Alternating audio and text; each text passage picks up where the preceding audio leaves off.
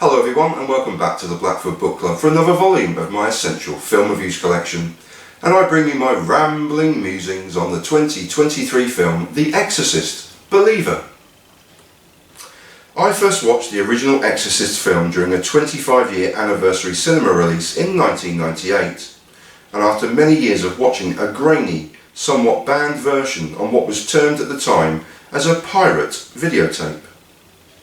Then one fine day, a Sunday if my failing memory serves me, I was joined by the first love of my life and the first of two ladies who have worn that particularly unwanted moniker in my hometown's first multi-screen, or singing or dancing cinema beside the docks of an opulent harbour, and after a pre-film meal we settled into William Friedkin's unsettling horror for arguably the first time, and I fell in love with a film I still regard as one of my 10 favourite films of all time.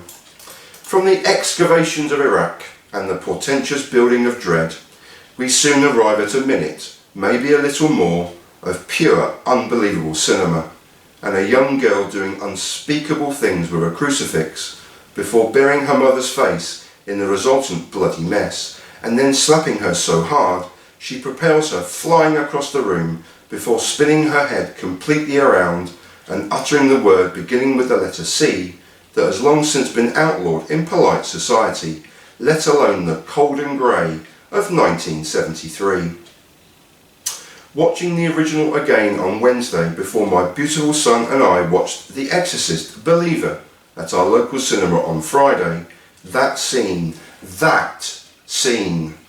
still shocks me to my very core, and all I could keep saying out loud to a bemused son was, "Just look at that scene," as Father Merrin is juxtaposed with a gargoyle and a setting sun, or "You're gonna die up there," or the heartbreaking scenes between a priest who's lost his faith and the mother who adores him regardless.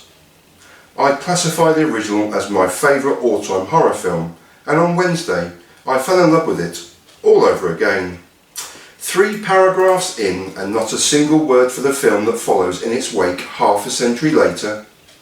This is easily explained away with my antipathy for a film I knew I wouldn't like, but was prepared to give it a chance, if only to relax in the reassuring darkness of my local cinema with my favourite person in all the world. If I were to add that the font and colour from the original remains and there's a rather cathartic ending, would this be construed as damning this disappointment with faint praise? I do hope so, as frankly I have little to nothing further to add.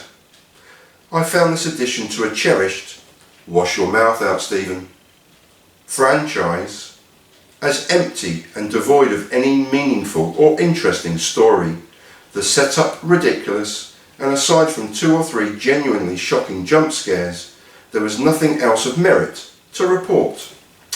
For the majority of the last decade, Blumhouse Productions has been the benchmark for all things horror, with their contribution felt in films such as Black Phone, Insidious and Us.